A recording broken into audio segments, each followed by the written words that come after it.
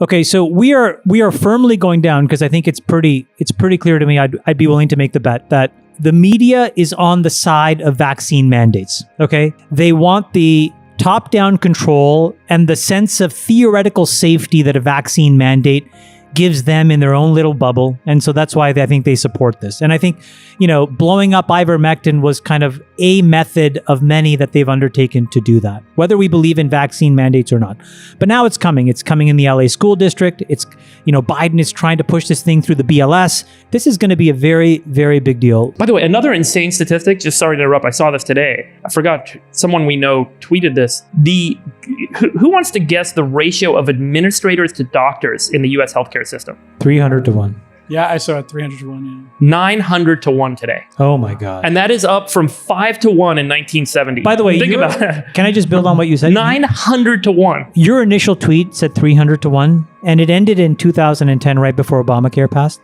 So from 300 to 900 was all Obamacare. Yeah, regulatory capture. Zach's is shaking his head. Which, by the way, nothing against Obamacare, because I think, coming as a Canadian, I actually believe in subsidized healthcare, and I think the principle of Obamacare was great, but there was one fatal flaw, which is it basically said, okay, you know what, you're capped at the following margin. And the minute that people said, wait a minute, I can only have a 20% gross margin, what do? You just jack up the prices to basically jack up revenue. Because if you can only take 20%, you're going to take 20% of a bigger number than a smaller number. And so it completely burned the incentives for any healthcare company in the United States to do anything other than just basically walk prices up.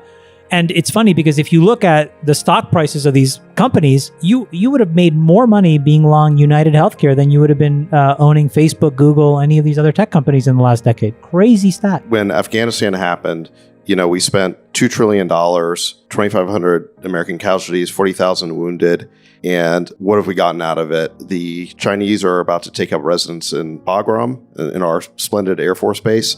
And the Taliban are one of the best equipped armies in the world. That's basically what our $2 trillion got us. And China's going to build a superhighway. Right. By the way, sorry, they're going to extract all did you see the thing where the Taliban were flying around in our helicopters? How did they learn to fly our helicopters? No, it was fake apparently. Yeah, it was fake news. Fake news. Oh, fake God. news. Don't spread it. Don't spread They do have more I Black had fake Hawks moral now. outrage then. Apparently the helicopters that were left behind are non-functional, so let's just clear that up. That's not true. Yeah. They have more Black Hawks than any other army in the world except for us.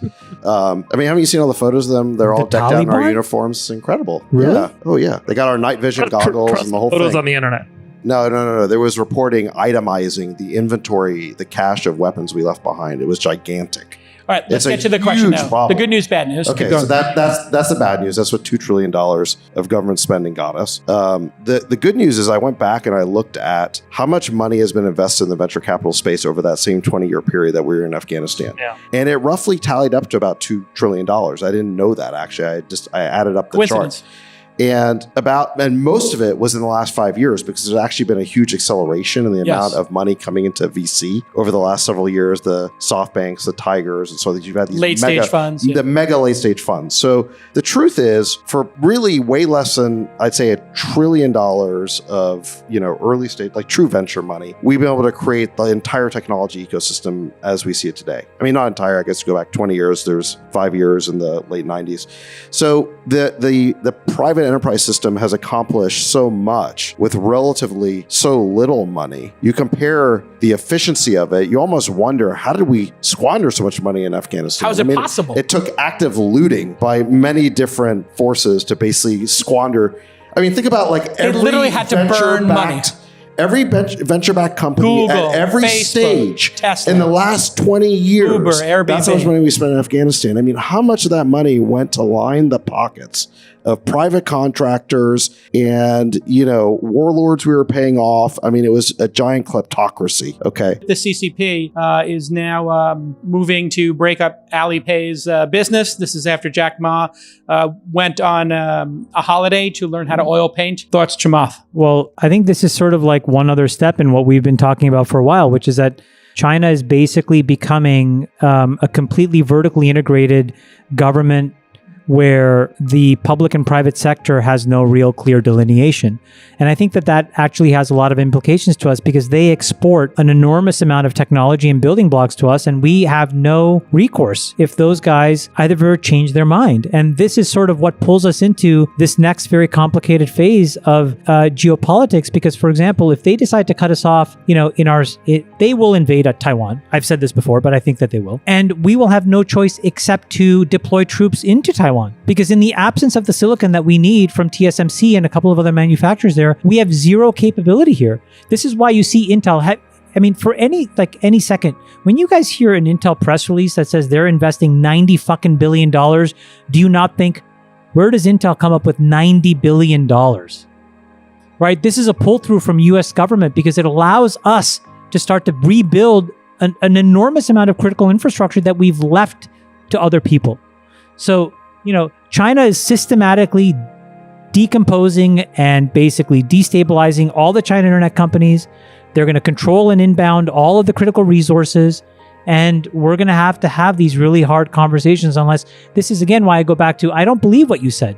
Entrepreneurs are not enough of the solution. We need the government to step in with intelligence, not with anything other than that. They don't need laws necessarily. They just need to understand the problem. And then or get out of the way in some cases. Or step in and, for example, allow the regulatory capture to be disrupted. But they won't do it because special interests, and by the way, special interests, what do they spend?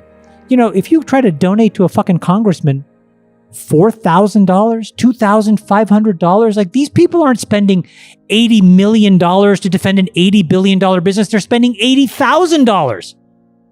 And that's why we can't have progress.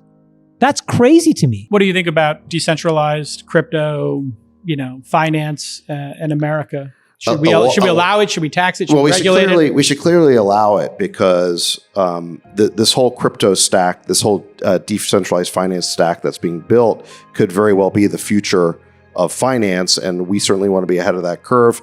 Maybe there's some bubbles inherent in that.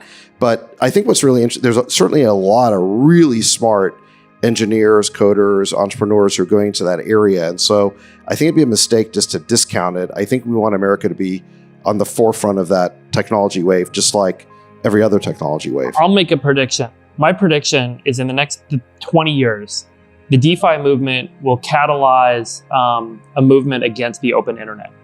And it is because state actors will compete with private actors for this battle between centralized, institutional, state-based control systems. Like, I want to have a know your customer if you want to buy crypto in the US, versus all of these offshore places where I can go and sign up, get a bunch of money and trade forever and never pay the IRS a cent and live my life in the ether.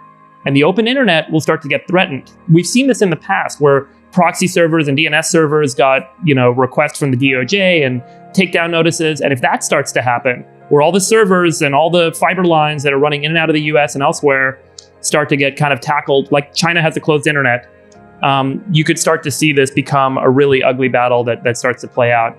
And I think we're not too far. I mean, I don't know if you guys agree, but I think the open internet is kind of going to be the great battleground to resolve this. Well, and the original battle was over information, and now it's over money and the dollar. Well, I think there's a really interesting point there, which is, I remember the late 90s, early 2000s, where the big technology investing wave was all about connecting people and goods into seamless global networks. And that's where all the investment went. Today, and behind that was sort of this utopian idea that the internet was going to break down barriers and tribalism and remove geographic borders and create a single connected world. Well, what exactly is the bet on crypto today? It's a bet that fiat currencies are going to collapse and deteriorate, be undermined by money printing. The US dollar will stop being the world's reserve currency, most likely. That individuals need to be protected against the rise of the authoritarian state. These are the big themes of crypto. And if you think of major technology investing waves as essentially a prediction market on what smart people think the future is going to look like, it's pretty scary that we're going from a utopian technology investing wave to a very dystopian technology investing wave. It destroys capitalism. If you think about what capitalism is, it's not just a return on investment, but it's the tonnage of dollars, right? So anyone who's a big investor here, I'll pick out Jan because he's done an incredible job. you're putting more and more dollars in for more and more dollars out. That's the pressure, Brad. These guys are under enormous pressure to get tonnage of dollars through the system in a productive way. And so, these guys are at the forefront.